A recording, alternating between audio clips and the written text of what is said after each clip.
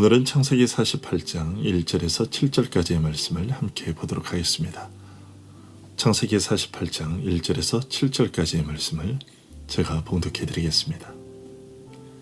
이 일 후에 어떤 사람이 요셉에게 말하기를 내 아버지가 병들었다 하므로 그가 곧 두 아들 므낫세와 에브라임과 함께 이르니 어떤 사람이 야곱에게 말하되 내 아들 요셉이 내게 왔다 하매 이스라엘이 힘을 내어 침상에 앉아 요셉에게 이르되 이전에 가나안 땅 루스에서 전능하신 하나님이 내게 나타나사 복을 주시며 내게 이르시되 내가 너로 생육하고 번성하게 하여 내게서 많은 백성이 나게 하고 내가 이 땅을 내 후손에게 주어 영원한 소유가 되게 하리라 하셨느니라.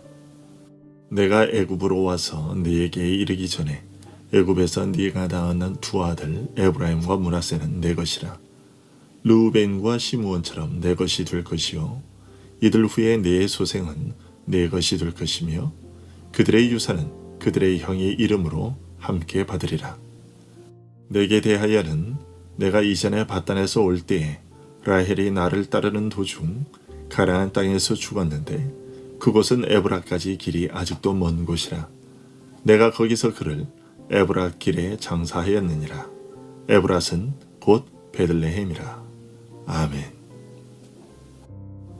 하나님의 인도하심을 따라 요셉을 만나기 위해 애굽으로 내려오게 된 야곱은 애굽 왕 바로에게 내 나그네 길의 세월이 130년이니이다.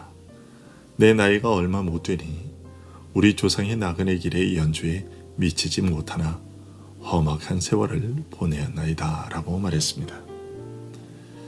그의 고백대로 험악한 세월을 살았던 야곱이 이제 드디어 기력이 지나고 병들어 숨을 거두게 될 날을 앞두게 되었습니다. 요셉은 이 소식을 듣고 아버지가 숨을 거두기 전에 한 번이라도 더 배워야 하겠다고 애굽에서 얻은 두 아들 므낫세와 에브라임을 데리고 아버지 야곱을 방문했습니다.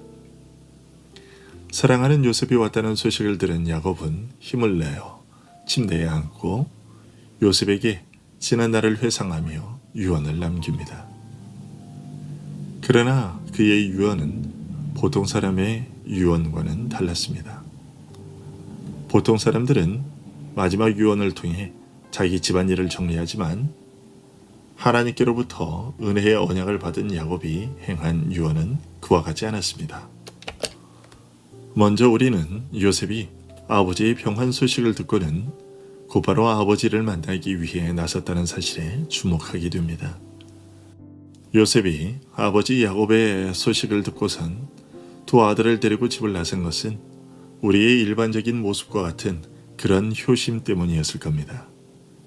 하지만 그와 더불어 요셉의 그 행동은 자신의 두 아들 므낫세와 에브라임을 그들이 태어난 나라 곧 애굽에서 분리시켜 그들의 원가지에 붙여놓으려는 것이었습니다. 비록 므낫세와 에브라임 두 아들이 애굽에서 태어나기는 했지만 그래서 애굽의 문화 속에서 자라나고는 있지만 너희들의 토대는 애굽이 아니라 하나님께서 약속하신 가나안 땅이라는 사실을 기억해 하고자 함이었던 것이죠. 그래서 야곱은 두 아들에게 할아버지 야곱을 대면하게 해 주었던 겁니다. 요셉은 애굽의 모든 영화와 재물보다는 자신의 두 아들이 교회의 거룩한 몸의 일부가 되기를 원했던 것이죠. 요셉은 애굽의 총리였습니다. 그는 자신의 그 높은 신분과 부귀와 영화를 에브라임과 므낫세에게 그리고 그의 후손들에게 대를 이어 물려줄 수 있었습니다. 애굽의 귀족으로 만드는 일 역시 어렵지 않았습니다. 그런데 우리는 어떻습니까? 세상으로부터 무언가가 희미하게 비춰오기만 해도 우리는 당장 주님으로부터 교회로부터 떨어져 나가고 하늘의 생활을 추구하는 것을 포기해버리고 말지 않습니까? 여러분, 우리는 우리들의 자녀들이 어떻게 되기를 바라고 있는지요? 그리스도의 거룩한 몸의 일부가 되는 것보다 애굽으로 상징되는 이 세상에서의 부귀영화를 누리는 삶을 더 소중하게 여기며 바라고 있지는 않은지요. 만일 그렇지 않다면 우리는 어떻게 해서든지 우리들의 자녀들을 하나님의 약속이 선포되는 자리에 데리고 와야 하겠습니다.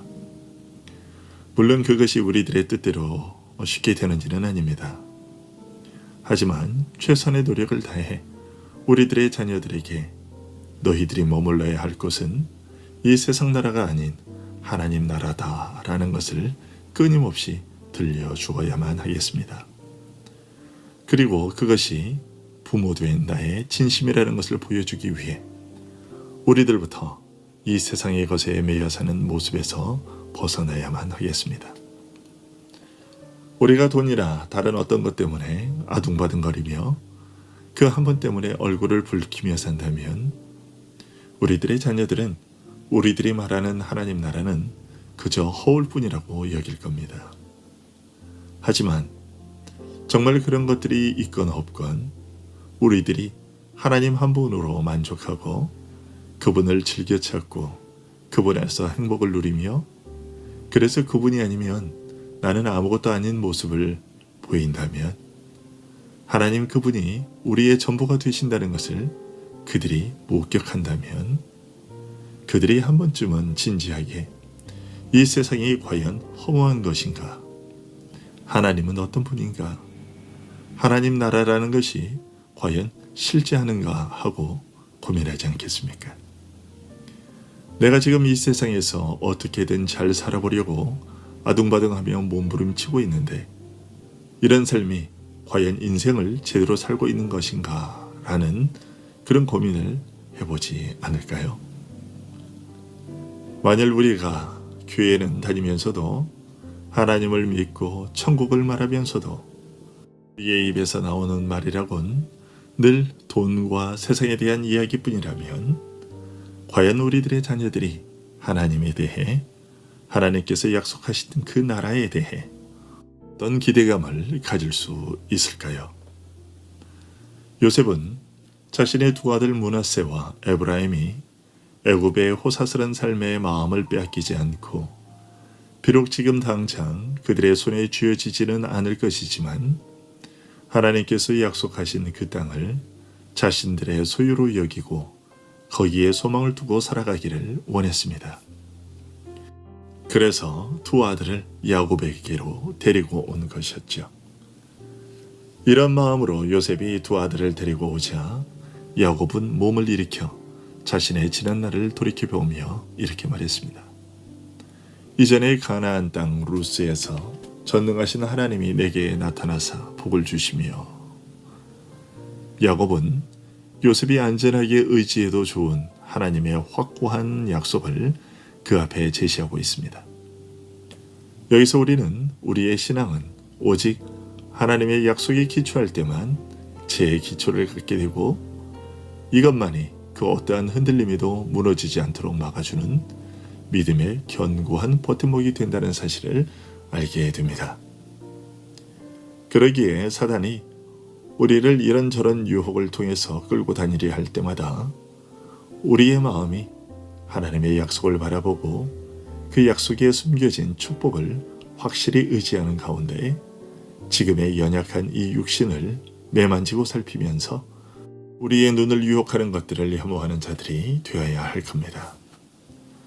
야곱이 하나님께서 가나안 땅 루스에서 자기에게 나타나셨던 것을 이야기하는 것은 그와 같이 요셉이 약속의 땅을 열망하는 가운데 요셉의 마음이 애굽에서 멀어지도록 하려는 의도에서였습니다. 여러분, 루스가 어떤 곳입니까? 루스는 베델입니다. 그러면 베델이 무슨 뜻인가요? 하나님의 집입니다. 야곱은 요셉에게 지금 이런 말을 하고 있는 겁니다. 요셉아, 네가 비록 이곳 애굽에서 총리로서의 호화로운 집에서 살고 있지만 그 집은 네 집이 아니란다. 네 집은 하나님께서 약속하신 가나안이란다. 여러분, 이 세상은 우리 집이 아닙니다. 우리들의 집은 하나님 나라입니다. 죄 많은 이 세상은 내 집 아니네. 내 모든 보화는 저 하늘에 있네. 저 천국문을 열고 나를 부르네. 나는 이 세상에 정들 수 없도다. 오 주님 같은 친구 없도다. 저 천국 없으면 난 어떻게 하나. 저 천국문을 열고 나를 부르네. 나는 이 세상에 정들 수 없도다. 어떤 복음성가의 가사처럼 우리의 집은 저 하늘에 있습니다. 이런 사실을 이야기한 후에 야곱은 5절 하반절에서 요셉의 두 아들 므낫세와 에브라임을 손자의 학렬이 아닌 아들의 학렬로 올립니다. 네가 낳은 두 아들 에브라임과 므낫세는 내 것이라. 루벤과 시므온처럼 내 것이 될 것이요. 이것은 요셉이 다른 형제들보다 2배의 축복을 얻게 될 것이라는 말이고, 그것은 곧 요셉이 장자의 축복을 받는다는 것을 뜻하는 것입니다. 그리고 야곱은 요셉의 두 아들을 가까이 오게 하여 그들에게 손을 얹고 축복을 합니다. 그런데 장자인 므낫세에게는 왼손을, 차자인 에브라임에게는 오른손을 얹고 축복했습니다. 그러자 요셉이 이것을 싫어해서 아버지의 오른손을 장자인 므낫세에게 옮기려고 했지만, 야곱은 오른손이 차자인 에브라임에게 간 사실을 자기도 안다고 말하며 계속해서 손을 어긋 얹은 채로 축복을 이어갑니다. 이러한 야곱의 축복에서 우리가 먼저 주목하게 되는 것은 야곱이 하나님을 부른 그 호칭입니다. 15절에서 야곱은 하나님을 가리켜 내 조부 아브라함과 아버지 이삭이 섬기던 하나님이라고 부릅니다. 야곱이 이렇게 부른 것은 지금 자신이 하고자 하는 축복이 아브라함과 이삭과 맺은 언약에 의존하고 있었기 때문이었습니다. 즉 하나님과 야곱과 그의 후손들을 연결지어주는 연결고리가 바로 아브라함과 이삭이었다는 것입니다. 그들을 통해 하나님의 약속이 야곱에게까지 이어져 온 것이고, 그것을 이제 다시 야곱의 후손들에게 이어줌으로써 야곱 자신 역시 하나님의 언약에 대한 그 연결고리 역할을 하고 있다는 것입니다. 여러분, 하나님께서 아브라함과 이삭과 야곱에게 주신 그 언약이 지금 우리에게까지 전해질 수 있었던 것은 바로 이와 같은 방식에서였습니다. 먼저 약속을 받은 자들이 그 약속을 그 다음 세대에게 전해주고, 그 약속을 믿음으로 받아들인 자들이 또 그 다음 세대에게 그것을 전달해주는 형식으로 지금까지 이어져 온 것입니다. 그리고 이와 같은 방식은 앞으로 주님이 오실 때까지 계속해서 또 이어져 갈 겁니다. 지금 우리에게 하나님의 약속이 주어지고 우리로 하여금 그것을 믿음으로 받게 하신 것은 바로 그 일을 위해서입니다. 이 연결고리의 역할을 충실히 감당할 수 있는 우리 모두가 되기를 소원합니다. 기도하겠습니다.